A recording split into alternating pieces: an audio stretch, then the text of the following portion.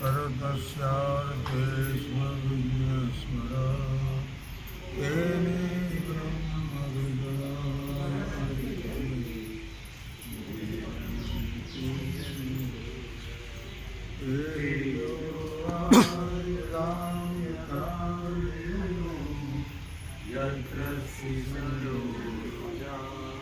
Dhamma Svena Sada Yastavat Satyam Param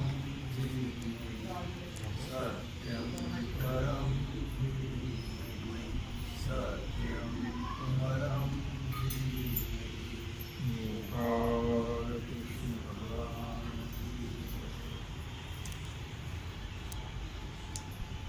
यही ऋतु समान जैसे का गगन नहीं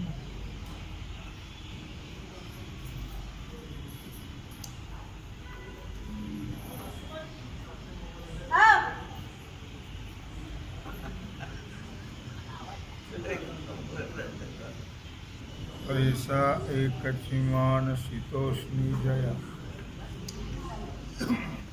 भगवान सिद्धेश्वराच्या असीम कृपेने श्री रुक्मिणी पांडुरंगाच्या चरणाजवळ श्री सद्गुरु ज्ञानेश्वर महाराज, श्री जगद्गुरु तुकाराम महाराज, श्री संत एकनाथ महाराज यांच्या चरण सानिध्यामध्ये आपण सर्वजण मिळून महान ग्रंथराज ज्ञानेश्वरीच्या 12व्या अध्यायाच्या 202 ओवीचा विचार करतो. विषय आहे ज्ञानी महात्मा. अद्वैत तत्वबोध ज्याला झालेला आहे, किंबहुना अद्वैत तत्वबोधावर गेलेला जो महात्मा आहे, त्या महात्म्याचं महत्त्व, अशा महात्म्याची लक्षणं, आचार विचार या ठिकाणी माऊली ज्ञानराज वर्णन करतात. तिही ऋतू समान जैसे का गगन तैसा एकची मान शीतोष्णी दया. या ओवीतून महात्मा द्वंद्वातीत कसा आहे, द्वंद्वाची बाधा महात्म्याला कशी होत नाही. द्वंद्व याचा अर्थ सुख दुःख, पाप पुण्य, मान अपमान, हानी लाभ वगैरे याला द्वंद्व असं म्हटलेलं आहे. या द्वंद्वाची बाधा या अद्वैत तत्वबोध झालेल्या महात्म्याला होत नाही. त्याबद्दल या ठिकाणी दृष्टांत दिलेला आहे आकाशात. तिही ऋतू समान. तिन्ही ऋतू म्हणजे आता सध्या कोणता ऋतू चालू आहे? वर्षा ऋतू चालू आहे. वर्षा ऋतूनंतर कोणता ऋतू येतो?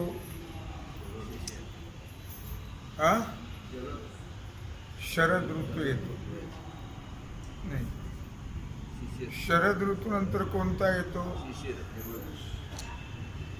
तीन. एकंदर किती ऋतू आहेत? 6.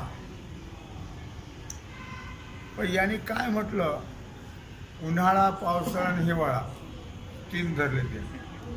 कारण काय नाव दिलं? तिन्ही ऋतू समान. ऋतू आहेत 6. पण इथं मात्र ज्ञानोबा आहे ढोबळ सर्वसामान्यातल्या सामान्याला कळावं याच्याकरता 3 ऋतू सांगतात. उन्हाळा, पावसाळा आणि हिवाळा. मग आता पावसाळा चालू आहे, पुढे हिवाळा येणार आहे, त्यानंतर उन्हाळा येत असतो. या तिन्ही ऋतूमध्ये माणसात बदल होतो. माणसात याचा अर्थ माणसाच्या प्रकृतीमध्ये बदल होतो. पण तुम्ही असं कधी पाहिलं का, किंवा पावसाळ्यामध्ये आकाशाने छत्र्या घेतल्यात? नाही.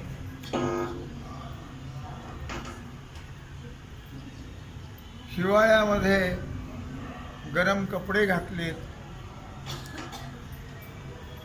उन्हाळ्यामध्ये फॅन लावलाय, असं काही घडलं का? नाही. नाही. तिन्ही ऋतू समान, जैसे का गगन. गगन म्हणजे आकाश. तिन्ही ऋतूमध्ये आकाशात कुठल्याही प्रकारचा बदल होत नाही. तैसा या दृष्टांताप्रमाणे तैसा एकची मान शीतोष्णी जया. त्याप्रमाणे शीत म्हणजे थंडी, उष्ण म्हणजे उन्हाळा, हे जे द्वंद्व आहे, या द्वंद्वाची किंमत महात्म्याजवळ सारखीच असते. द्वंद्वाची बाधा ज्ञानी महात्म्याला होत नाही. लक्षात ठेवा. शीतजळ काही व पडे, पृथ्वी निजक्षमान काकुडे. किती जरी थंडी पडली किंवा बर्फ पडलं तरी पृथ्वी निजक्षमा न काकुडे. पृथ्वी कधी काकडली काय? हिवाळ्यामध्ये नाही काकडली. तेवी निज स्वरूप सुरवाडे, द्वंद्वा नातुडे निज साधू. त्याप्रमाणे अध्यात्म तत्वज्ञान, अद्वैत तत्वज्ञान ज्याला यथार्थ झालेलं आहे, असा जो महात्मा निज स्वरूपी सुरवाडे, जो आत्मस्वरूपाच्या ठिकाणी एकरूप झालेला आहे. आत्मस्वरूपच आहे, बाकी काही नाहीच आहे. देह तर हा भास आहे. देह हा पंचमहाभूताचा आहे. देह आपण नाही, देह मी नाही आणि देह माझाही नाही. मितो स्वय आत्माराम, मितो स्वय परब्रह्म. मी स्वतः आत्माराम आहे, मी स्वतः ब्रह्म आहे. ब्रह्म आत्मा, निज स्वरूप इथं शब्द वापरला.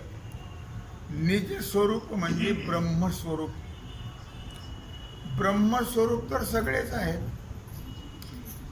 ब्रह्मस्वरूप सगळे असले तरी सर्वांना भ्रमामुळे, अज्ञानामुळे मी ब्रह्म आहे, मी आत्मा आहे हे कळत नाही. हे कळत नाही. मी कोणाचाच नाही, माझं कोणी नाही हेही कळत नाही. देहाच्या संबंधाने लोक वावरतात. तसं देहच मी नाही, ते देह संबंधी माझे नाही, कोणीच नाही. माझी कोणीच न होती निश्चय चित्तीर्ण झाला. माझे कोणीच नाही एक परमात्मा सोडून, अशा प्रकारचा निश्चय अद्वैत तत्वबोधावर गेलेल्या महात्म्याचा होत असतो. निज स्वरूप म्हटलंय का? आपलं कोणी आहे? कोणीच नाही. आपला नवरा आहे, आपली बायको आहे, आपले आईबाप आहेत. आता देहच नाही म्हटल्यावर बाकीचं कोण आहे? बाकीचं कोणीच नाही. अरे आपण नेहमी सांगत असतो किंवा येताना कोणी आपल्या बरोबर आलं नाही आणि जातानाही कोणी येत नाही. म्हणजे याचा अर्थ काय? याचा अर्थ आपण निजस्वरूप आहोत, त्याला हे सांगायचं. म्हणजे आपण आत्मस्वरूप ब्रह्मस्वरूप आहोत. हे जोपर्यंत आपल्याला यथार्थ कळत नाही तोपर्यंत आपल्या मागे लागलेला सुखदुःखाचा शशमिरा, जन्ममरणाचा शशमिरा हा नष्ट होणार. सोपी गोष्ट आहे, लक्षात ठेवा. काय भ्रम जो आहे तो भ्रम नष्ट झाला पाहिजे आणि आपण निजस्वरूप आहोत म्हणजे आत्मस्वरूप ब्रह्मस्वरूप आहोत हे यथार्थ कळालं पाहिजे. यथार्थ कळालं की बस मग आपण निजस्वरूपच आहोत. मग आपण कोणीच नाही, आपण कोणी नाही, आपण कोणाचे नाही, आपलं कोणी नाही हे नक्कीच. परंतु मनुष्य निजस्वरूप सोडून या मायेमध्ये गुंतल्या जातो. माया शब्दाचा अर्थ जी नाही ती, त्याला माया असं म्हटलेलं आहे. या मायेमध्ये, अज्ञानामध्ये, अविद्येमध्ये मीपणा, माझेपणा यात जीव गुंतलेला आहे. मी नाही, माझंही नाही हे जर यथार्थ कळालं किंवा आपलं फक्त एक परमात्माच आहे तर मग परमात्म्याचंच भजन करायचं. बाकीच कोणाचंच भजन करायचं? कोणाचंच नाही करायचं. आपण सगळ्याचं भजन करतो, सगळ्याला माझं म्हणतो, पण निजस्वरूप ओळखत. सगळ्याचं भजन कशाला करायचं? देवाचं करायचं. कोणाचंही आपण भजन करायचं. बायकोचं करायचं नाही, बायकोने नवऱ्याचंही भजन करायचं. नवराचा बायकोचा नवरा नाही, नवऱ्याची बायको नाही आहे. हे सगळं कसं आहे? हे सगळं कसं आहे? हे सगळं मानीव आहे, मानीव आहे नाही का? नवरा मिळाला तर बायको रडते 13 दिवस, नंतर समजून घेते. बायको मेली तर तिला जाळेपर्यंतच तो थांबतो. तिथंच लोक बोलतात. मग कसं काय? मग पुढचा विचार काय? अरे अजून सावडलं नाही, अजून दहन केलं नाही, तर तो पुढचा विचार. म्हणजे नवऱ्याला दुःख नसतं, बायकोला तरी दुःख आहे, पण नवऱ्याला तर दुःख, माणसाला दुःख नसतं. तो लगेच दुसरी आवृत्ती छापायला तयारी त्याची. हो, 10 दिवसाच्या आत. बरं बाकीच्याला दुःखच नसतं, ते लवकर घाई करतात, लवकर जाऊ द्या, आता लवकर हे रिकामं होऊ द्या. बरं त्यात सोयरे धायरे मित्रमंडळी हे खूप चहा आणतात, बिस्किटं आणतात. तुम्हाला रडायला अवसान आलं पाहिजे म्हणून खूप चहा पाजतात. खूप आई येईल त्याचं घ्यायचंच, येईल त्याचं घ्यायचंच, येईल त्याचं घ्यायचंच. बिस्किटं खायची, पाव रडायला अवसान. कोण रडतं कोणा करता? निजस्वरूप हे जोपर्यंत मनुष्याला कळत नाही तोपर्यंत आपण कोण आहोत, आपलं कोण आहे हे कळत. आपला फक्त एक परमात्मा आहे म्हणून त्याचं भजन करत राहा. ते भजन आपल्या मुखात जर शेवटी आलं तर नक्कीच आपल्याला निजस्वरूप कळेल, नवे परमात्मा स्वरूपाची प्राप्ती होईल. कुठल्या का निमित्ताने होईना, पण परमात्म्याचं नाव आपल्या मुखात यावं.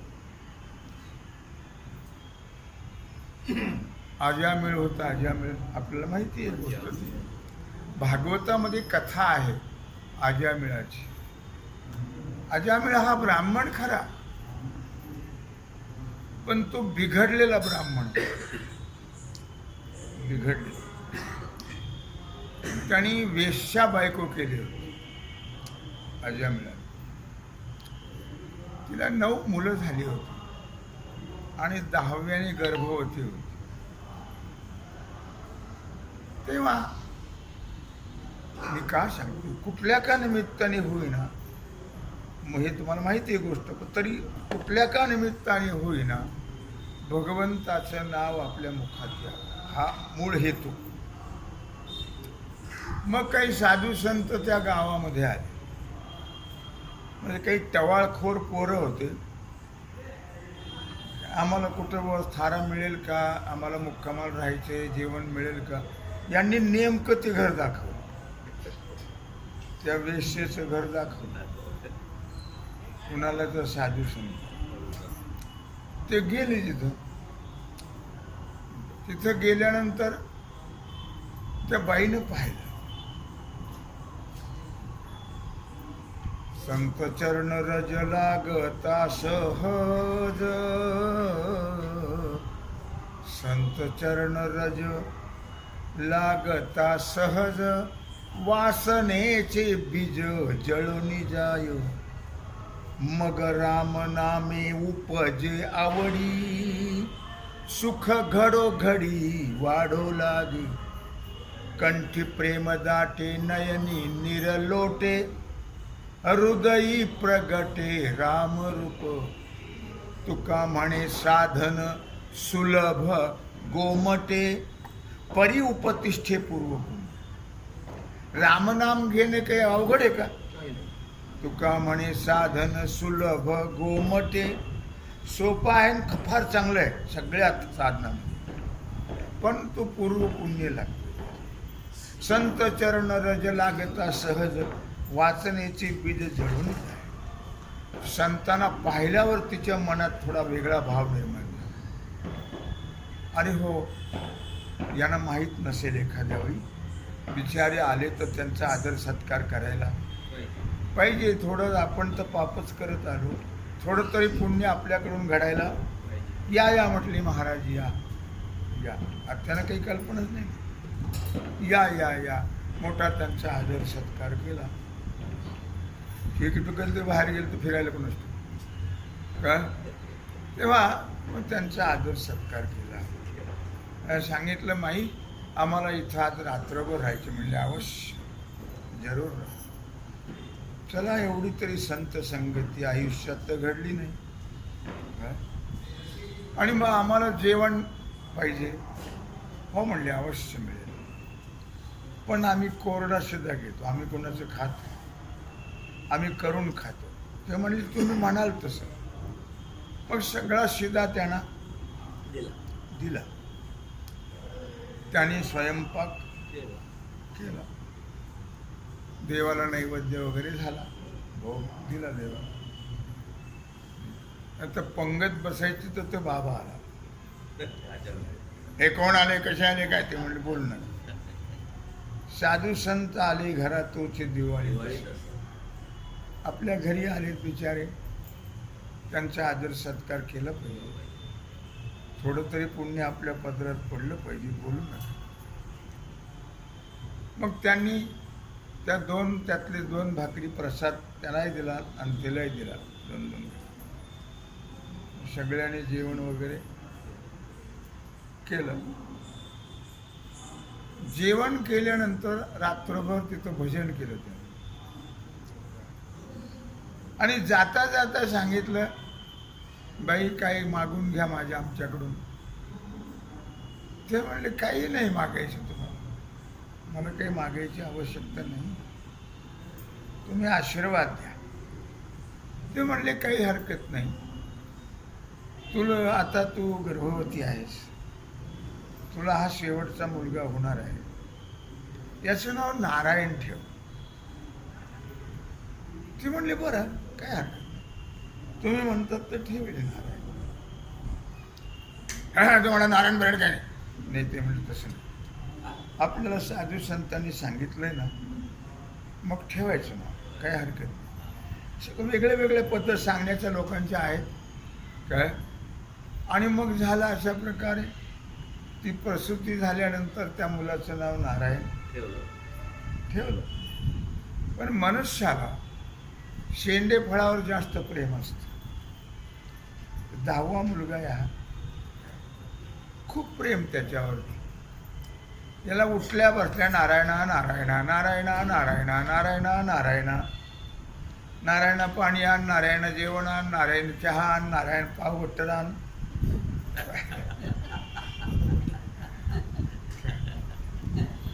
नारायण नारायण नारायण नारायण सारखं नारायणच.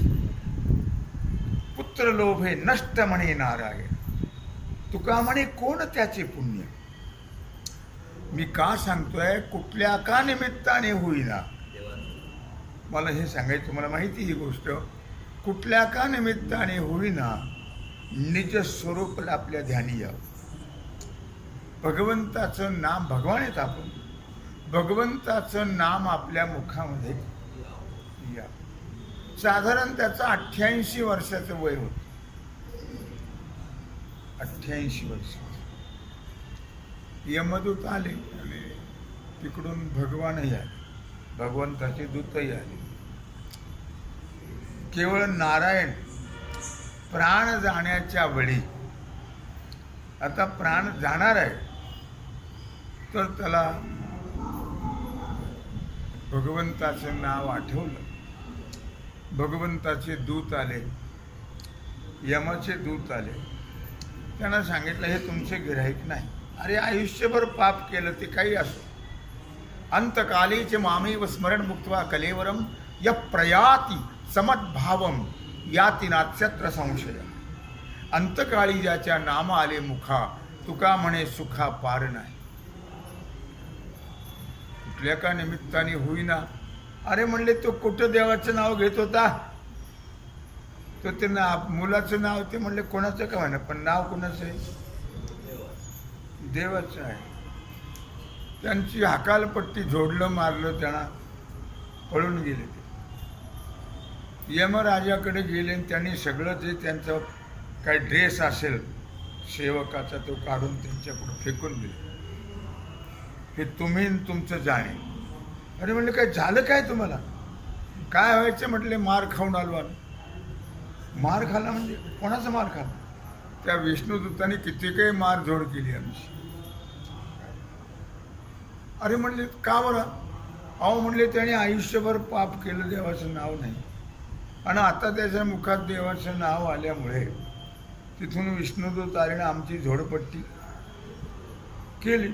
काय काय म्हटलं ते? नारायण मोठ्याने बोलू नका म्हणलं. हे नरकातल्या लोकांनी ऐकलं तर त्यांचा उद्धार होईल. नुसतं ऐकलं तरी मोठ्याने बोलू नका. काय म्हणलं ते मोठ्याने बोलू नका. काय तेव्हा असं म्हटलं, तो म्हटले हो असं म्हटलं. ठीक आहे. सांगितलं चित्रगुप्ताला, क्लार्कला, किंवा ते त्याच्या चोपड्या काढ. नाही का, सगळ्या किती चोपड्या आहेत ते म्हणले खोली भरली सगळी. मग काढले चोपडे त्याचे. हरिउच्चारणी अनंत पापराशी, जातील लयासी क्षण मात्रे. ओ देवाचं नाव घ्या, देवाचं नाव घ्या, देवाचं नाव घ्या. काय पाप असेल तेही जाईल. पत काय आपण काही पुण्यच करत आलो अशातला भाग नाही. आपल्याकडून काही कानिक अनंत प्रकारचे पापही घडले, तुम्ही कबूल करा वा न करा. काय पण आज किडा मुंगी आहे, भानगडी आहे, दुनिया आहे, लोकांची निंदा आहे, टवाळी आहे. काय दुनिया आपल्याकडून पाप घडलेलीच. ते पापाचा नाश होण्याकरता भगवंताचं नामस्मरण करायला पाहिजे. ते नामस्मरण इतकं करायला पाहिजे की अंतकाळाच्या वेळी आपल्या मुखात देवाचं नाव आहे. आपल्या जर मुखात देवाचं नाव अंतकाळाच्या वेळेला आलं तर आपल्याला भगवत स्वरूपाची प्राप्ती होती. नव्हे भगवान तुका म्हणे नेदी अनिकाचे हाती, बैसला तो चित्ती निवडेना. तो एकदा का आपल्या मुखात आला की बस भगवान त्याला दुसऱ्याच्या हातात देत नाही. आपले पद देत असे दासा. मला मुद्दा काय सांगायचा आहे, किंवा कुठल्या का निमित्ताने होईना भगवंताचं नामस्मरण करावं. फक्त आपल्याला कोणी सोडवू शकत नाही. सोडविना तेथे माय बाप, सोडविना बंधू पाठीची बहीण, शेजीची कामीन दूर राहे. कोणू आपल्याला कोणी सोडू शकत नाही. फक्त तुका म्हणे तुझं सोडविना कोणी, आणि एका चक्र पाणी वाचून या. मग फक्त आपला परमात्मा आहे, म्हणजे आपलं निजस्वरूप आत्मस्वरूप ब्रह्मस्वरूप परमात्मा आहे, त्याचं चिंतन करत राहा. ते चिंतन हे नित्य महात्मे करत असल्यामुळे तेवी निजस्वरूप सुरुवाळे, द्वंद्वा नातुडे निजसा. ते आपल्या आत्मस्वरूपाच्या ठिकाणी अखंड रममाण झालेले असतात. नुसते आत्मस्वरूपाच्या ठिकाणी रममाण नव्हे, तर त्यांच्या मुखामध्ये दिनरजनी धंदा गोविंदाचे पोवाडे. हो, रात्रंदिवस दिनरजनी धंदा गोविंदाचे पोवाडे. ते दुसरं काही बोलत नाहीत आणि लोकालाही बोलू देत. हरी बोला हरी बोला ना तरी अबोला, व्यर्थ गलबला करू नका. ते म्हणतात तुम्हाला बोलायचं असेल तर बाकीचं बोलूच नका. उगाच कुठेच दिवसभर शेजाऱ्याचे पाजाऱ्याचे दुनियाचे काय करायचे आपल्याला. कोणाची कुटाणी करू नका, कोणाचं नाव सुद्धा घेऊ नका, कोणाच्या भानगडीत पडू नका. कोणी कसंही असो, काय करतात, कशाला आपण त्यांचा बोजा घ्यायचा, बिन पैशाची हमाली कशाला करायची, घेण्यान देण्याची. काय मी त्या दिवशी तुम्हाला सांगितलं की काय म्हणायचं ते देवाला म्हणा. चांगलं म्हणा वाईट म्हणा, त्याचं फल नक्की मिळेल, चांगलं फल मिळेल. परंतु बाकीचे भानगडी न करता आपल्या स्वरूपाच्या ठिकाणी परमात्मा स्वरूपाच्या ठिकाणी रममाण व्हावं आणि मुखामध्ये बाकीचं काही न बोलता, नाही कंट्रोलच करायचं, ठरवूनच टाकायचं की बाकीचं आता काही बोलायचं नाही, कोणाच्या भानगडीत पडायचं नाही, कोणाला बरं वाईट म्हणायचं, कोणी कसं काय आपल्याला करायचं. आपल्याला काही त्याची भरणी जो करीनी त्याची भरणी तो भरील, आपल्याला त्याची पंचायत करायचं काही कारण हो नाही आहे. आपण फक्त बोलावा विठ्ठल, करावा विठ्ठल, पहावा विठ्ठल, करावा विठ्ठल जीवे भावी. बोलावा विठ्ठल, पहावा विठ्ठल. बोलायचं तर विठ्ठलाबद्दलच बोला, पाहायचं तर विठ्ठलालाच. हो, 24 तास टी व्ही तर नका डोकं घालू, नरकालाच जावं लागेल ना काय. हो, 24 तास टी व्ही, देव पहा काय. बोलावा विठ्ठल, पहावा विठ्ठल, करावा विठ्ठल जीवे भावी. येणे सोसे मन झाले हव भरी, येणे सोसे मन झाले हव भरी. परती माघारी घेत नाही, येणे सोसे मन झाले हव भरी. भगवंताचं भजन करत राहा. भाव कोणची करा भगवंताच्या भजनाची, बाकीचं कशाचीच हाव करू नका, काहीच उपयोग होत नाही. आणि आपल्या हावीनं आपल्याला काही मिळत नाही. होणारं ते होते प्रारब्धेच, जसं आपलं कर्म असेल त्याप्रमाणे घडत राहतं. उगी कशाच्या भानगडीत पडायचं नाही आहे. मेरा तो धन राम, माझं धन भगवान राम आहे, बस दुसरं काहीच नाही, दुसरं कोणतंही धन नाही. या धनाचा उपयोगही धन आणि भूमो पशुवच्च गोष्टी भार्याग्रहद्वारे जनस्मशानी देहश्चितायां परलोक मार्गे कर्माणु गो गच्छति जीव एकः. काय सांगितलं, काय सांगितलं आता.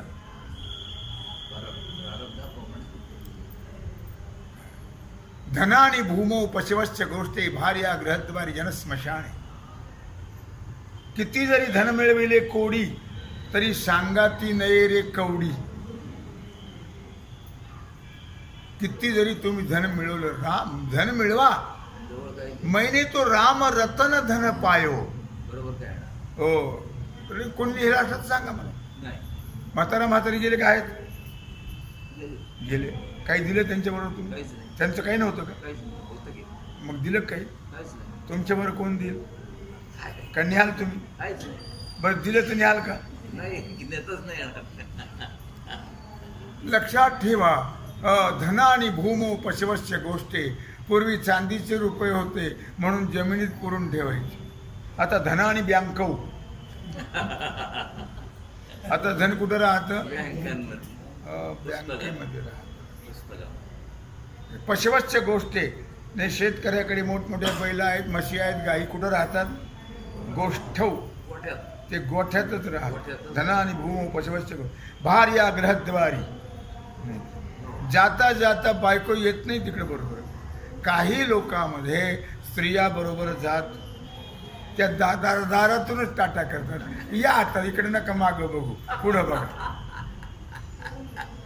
भरपूर लबाड्या झबाड्या चोऱ्या करून आम्हाला ठेवलंय. आता काळजी करायचं काम नाहीये. तुम्ही आता पुढंच मागं बघू. भार्या ग्रहद्वारी. महाराज म्हणतात, मी म्हणत नाही. नाही, बायको दारातूनच टाटा करते. जनस्मशाने. मित्रमंडळी सोयरे धायरे येतात. कशाला येतात? आपल्याला बाई कोणी यावं म्हणून येतात. त्याच्याकरता नाही. जे गेलं त्याच्याकरता कोणी येत नाही, लक्षात ठेवा. त्याचा विचार सुद्धा करत नाहीत. तंबाखूचे विडे चोळतात. आता निवडणूक कधी आली? मूर्खा आलास, कुठं बोलतोस, काय काय विचार करतोस? जरा विचार कर ना थोडासा. काय तेव्हा ते येतात लोक, सोयरे धायरे, कोणी भाऊबंद का गल्लीतले गावातले, ते येतात. ते आपल्यालाही असं कोणी यावं म्हणून येतं. त्याच्याकरता कोणी येत नाही. जनस्मशाने. ते स्मशानातूनच परत देहश्चिताया. हा जो देह आहे, लक्षात ठेवा. हाडं लाकडासारखी जळतात, केस गवतासारखे जळतात, शरीर सोन्यासारखं जळतं. देहस्थितायाम परलोक मार्गे कर्मानुगो गच्छति जीव एका. फक्त कर्माप्रमाणे एक जीव जातो. तुम्ही जसं कर्म केलं असेल तेवढं बरोबर येतं. बाकी कोणी बरोबर येत नाही, कोणी बरोबर काही देत. कर्मानुगो गच्छति जीव एका. जसं कर्म चांगलं केलं असेल म्हणून सत्कर्म योगे वय घालवावे, सर्वामुखी मंगल बोलवावे. अजून तरी सुधरा, अजून तरी चांगलं कर्म करत राहा. खरा तो एकची धर्म जगाला प्रेम अर्पावे. गोरगरिबाला सहकार्य करा, दान करा, धर्म करा, सत्कर्म करा, शुभ कार्याला सहकार्य करा. तेवढं बरोबर येईल. बाकी काहीच बरोबर येणार नाही, लक्षात ठेवा. कर्मानुगो गच्छति जीव एका. तुम्ही जर चांगलं कर्म केलं असेल किंवा वाईट कर्म केलं असेल तेवढं बरोबर नक्की येणार, म्हणजे येणारच. बाकी कोणी येत नाही, कोणी जात. म्हणून आपल्याला जर भगवत पदाची प्राप्ती व्हावी असे वाटत असेल तरी तेवी निज स्वरूप सुरवाडे. निज स्वरूपाचा विचार करा, आपला विचार करा. आपण कोण आहोत? माऊली सुद्धा म्हणतात, आहे मी हा कोण करावा विचार. आहे मी हा कोण करावा विचार. म्हणे ज्ञानेश्वर निवृत्तीचा. आहे मी हा कोण करावा विचार. माऊली ज्ञानराज म्हणत आहेत की मी कोण आहे, मी कुठून आलो, कुठं आलो, मी कोण आहे, कुठं जायचं आहे, काय करायचं आहे, या सगळ्याचा विचार करावा. अजून तरी आता तरी सावध होई रे मूढा. मूर्खा, आतापर्यंत कसंही वागलंस ते सोडून दे ना. अजून तरी काय उरले ते हरी तुम्हा समर्पण. जे उरलं ते देवाला अर्पण कर आणि देवाचं भजन करीत राहा. चांगलं कर्म करीत राहा. वाईट करू नको. कोणाची निंदा, नालस्ती, कुट्याने, भानगडी. सुनाला सासूला लावून द्यायचं, भिडून द्यायचं, सासूला सुनेला भिडून द्यायचं, या भानगडी करूच नको. बाकीचं काहीच करायचं नाही. फक्त भगवंताचं भजन करत राहायचं. म्हणजे तुम्हाला त्या भजनाच्या द्वारा अंतकरण शुद्ध होऊन तुम्हाला निज स्वरूप कळेल. त्या भजनाच्या द्वारा. भगवंताचं भजन हे अत्यंत श्रेष्ठ आहे. भगवंताचं भजन हे अंतकण शुद्ध करतं. आणि अंतकण शुद्ध झाल्याशिवाय, कारण संतांचं संतरूपी जल आणि नामरूपी साबण यांनी अंतकरणाची शुद्धी होते. संत संगतीरूपी जलामध्ये नामरूपी साबण लावा मनाला, अंतःकरणाला, आणि ते शुद्ध करा. नामरूपी साबणाशिवाय अंतकरण शुद्ध होत नाही. हो नाही आहे. एकदा अंतकरण शुद्ध झालं की येऊनी गोपाळ राहे तेथे. मग परमात्मा तिथं वास्तव्य केल्याशिवाय राहत हो नाही आहे, लक्षात ठेवा. म्हणून जर आपलं स्वरूप आपल्याला कळावं आणि आपला उद्धार व्हावा, किंबहुना आपल्याला परमपदाची प्राप्ती व्हावी, म्हणजे भगवत स्वरूपाची प्राप्ती व्हावी, म्हणजे आपल्या स्वरूपाची प्राप्ती व्हावी, असं जर वाटत असेल तर मी आत्ता सांगितलं तसं करा. आता उरलेलं तरी, या उरलेल्या आयुष्यात जरी आपल्याला काही सवयी असतील तर त्या सवयी सोडून द्या आणि आपल्या हिताकडे लक्ष ठेवा. आपलं हित करा, लोकांच्या भानगडीत पडू नका. होईल तेवढा सत्कर्म करा, होईल तेवढा दानधर्म करा, होईल तेवढं सत्कार्याला सहकार्य करा, होईल तेवढी संतांची संगती करा आणि संतांचे विचार ऐका. संतांचे विचार ज्ञानोबाराय, ज्ञानेश्वरी, तुकोबाराय, गाथा, नाथराय, भागवत यांची संगती करा, म्हणजे यांचं नित्य चिंतन करा आणि त्याद्वारा निश्चितच आपल्याला निजस्वरूप कळेल. निजस्वरूपाची प्राप्ती होईल आणि मग आपल्या मागे लागलेला जन्म मरणाचा शशमिरा हा नष्ट झाल्याशिवाय राहणार नाही. उगीच आपल्या हाती घर बांधिला आणि आत गुंतू गुंतू. कोणाचं घर, कोणाचं दार, कोणाचे हे घर हा देह कोणाचा, आत्मा राम त्याचा तोची जाणे. काय म्हटलं पुढं? मी तो हा विचार विवेके शोधणे, गोविंदा माधवा याच देही. मनुष्याने विचार केला पाहिजे. उरलेलं आयुष्य तरी आपलं कारणी लागावं, उरलेल्या आयुष्यात तरी आपला उद्धार व्हावा, किंबहुना आपल्याला निज स्वरूप कळेल. तेवे निज स्वरूप सुरवाडे, द्वंद्वाना तुडे निज साधू. त्यांना आपलं स्वरूप कळल्यामुळे तो द्वंद्वामध्ये पडत नाही. तो द्वंद्वामध्ये साधू पडत नाही. लक्षात ठेवा. शरीर जरी हिवे कापे तरी तेने देह कापे, साधू न कापे. थंडी वाजली म्हणजे म्हणायचं थरथर थर उडतं. काही कोण उडतं? साधू नाही. साधू कोण आहे? साधू आत्मा आहे, परमात्मा आहे. शरीर थरथडा उडत असेल का साधू? काय म्हटलं त्याने? शरीर जरी हिवे कापे तेने देह कापे, साधू न कापे. देह थरथर थरथर उडतो का? आत्मा देह, देहाला उकडतं का आत्म्याला?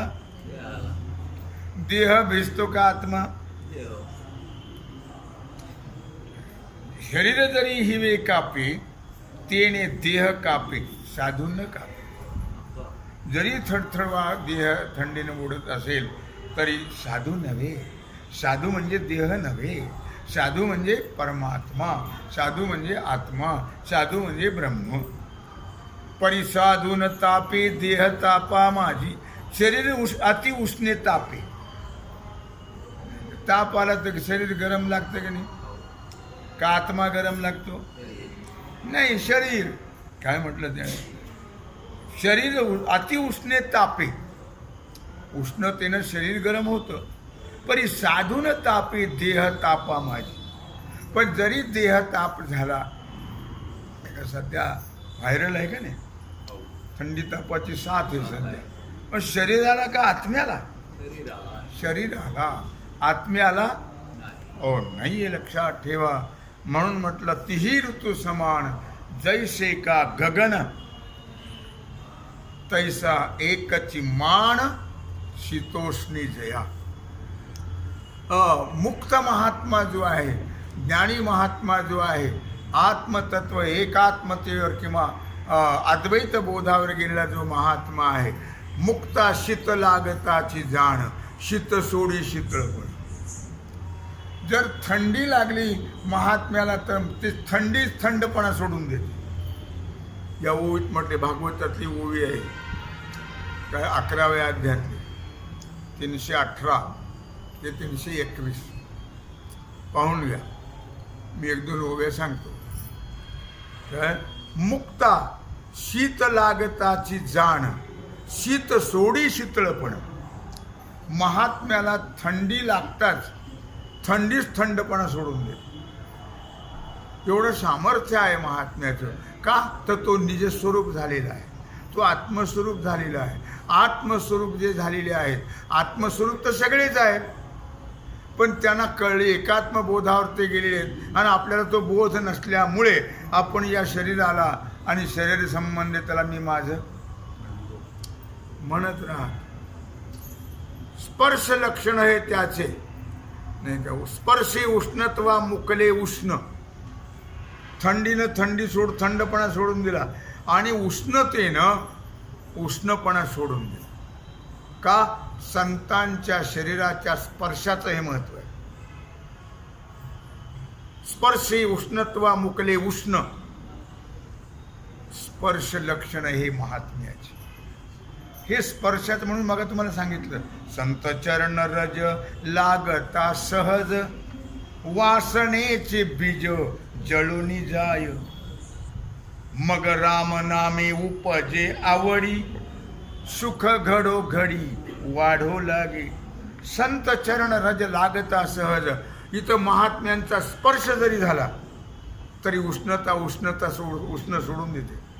उष्णता काय, हे जे विकार आहेत हे महात्म्याला बाधत नाही आहे काय.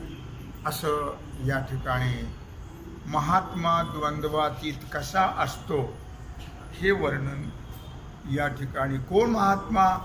जो अद्वितीय बोधावर, आत्मबोधावर गेलेला, एकात्मत बोधावर गेलेला महात्मा जो आहे त्याला ही कुठल्याच प्रकारच्या द्वंद्वाची बाधा होत नाही आहे. हे या ओवीतून माऊली सांगतात. तीही ऋतू समान, जैसे का गगन तैसा एकची मान, शीतोष्णी दया. झालेली सेवा भगवत चरणी समर्पित करून राहिलेला जो सेवेचा भाग आहे तो आपण उद्या पाहू. कुंडली वरदे श्री ज्ञानदेव ओम नमः पार्वतीपते हर महादेव. आता विश्वात्मके देवी येणे वाग्यज्ञे तोषावे. तोषो मत द्यावे पसायदा.